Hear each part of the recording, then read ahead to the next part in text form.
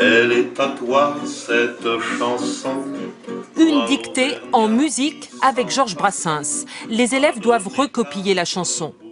Apprendre en s'amusant, c'est la philosophie de cette école publique, pas tout à fait comme les autres. Une maison au cœur d'un petit village de Belgique. 3 classes, 60 élèves de 6 à 12 ans qui viennent chaque matin sans appréhension. Pourquoi vous aimez venir à cette école? Moi, je sais dire. Parce qu'il n'y a pas de devoirs. Ici, comme on n'a pas de devoirs, tout ça, ben, on se sent mieux, on est à l'aise, on n'a pas peur d'aller à l'école. Le matin, quand je me lève, je sais que pendant la journée, je ne serai pas stressée et tout, parce que je sais que je n'aurai pas de points, ni de bulletins, ni d'examen pendant ma journée. Avant, j'étais aussi dans une ancienne école. Et là, il y avait des devoirs et tout ça, mais surtout, ici, je trouve que c'est plus solidaire et c'est plus facile à se faire des copines. Un tiers des élèves de cette école connaissaient des difficultés scolaires. Amaury, 11 ans, est l'un d'eux. Il est fier aujourd'hui de ses progrès. Je suis arrivée à l'école sans savoir lire ni écrire. Et maintenant? Je sais mieux écrire et lire. Nina, 6 ans, revit, elle aussi, depuis qu'elle est ici. C'est mieux qu'avant? Oui. Pourquoi? Parce qu'on apprend à jouer. On voit déjà un changement, elle est beaucoup plus intéressée à tout ce qui se passe autour d'elle, elle n'a plus peur d'apprendre. Cette école ferait-elle des miracles? Et si oui, comment?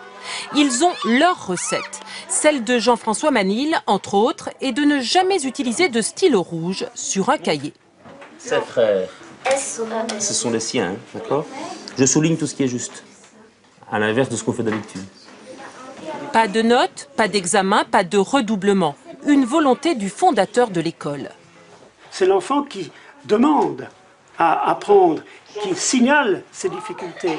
Quand il n'a plus cette peur d'être stigmatisé par des points, des punitions, des récompenses, etc. Et pour la discipline, là aussi, ils ont leur méthode. Tous les matins, les élèves des 3 classes se retrouvent ensemble autour de la boîte à disputes où chacun écrit ce qu'il a sur le cœur pour désamorcer les conflits. À chaque fois que l'on fait quelque chose, elle ne veut pas jouer avec nous. Il n'y a pas de punition parce que la punition tombe du ciel et souvent ne fait pas réfléchir. Donc quand il y a quelque chose qui se passe, on en discute, il y a la boîte à discute. Une autre façon d'enseigner que nous avons montrée à Olivia Milioz, porte-parole d'une association de professeurs et de parents d'élèves en France. Ce qu'elle retient, c'est l'absence de notes. Et sur ce point, elle pense que cette école belge fait fausse route. Il faut vraiment maintenir les notes à l'école parce que c'est vraiment le lien entre le parent, le professeur, ça lui permet à l'élève de se situer. Cette école affirme conduire 90% de ses élèves dans le secondaire.